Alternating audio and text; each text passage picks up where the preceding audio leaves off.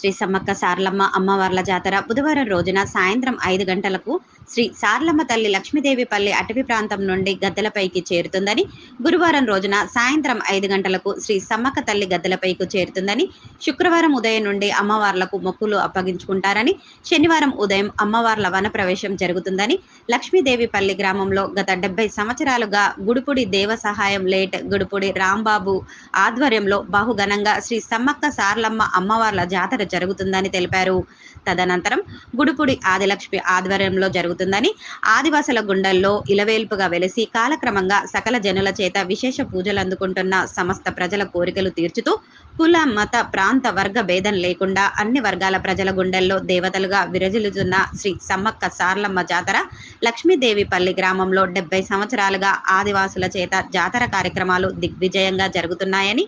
ఈ సంవత్సరం జాతరకు విచ్చేయనున్న భక్తుల సౌకర్యార్థం జాతర కమిటీ వారిచే బస, త్రాగునీరు వసతులు ఏర్పాటు చేయడమైందని, తల వెంట్రుకల మొక్కు తీర్చుకొనుటకు నాయ బ్రాహ్మణుల సౌకర్యం తదితర అన్ని రకముల సదుపాయాలు ఏర్పాటు చేయబడినవని శ్రీ సమ్మక్క సారలమ్మ జాతర కమిటీ కార్యనిర్వాహకురాలు గుడుపుడి ఆదిలక్ష్మి గణాచార్యులు తెలిపారు.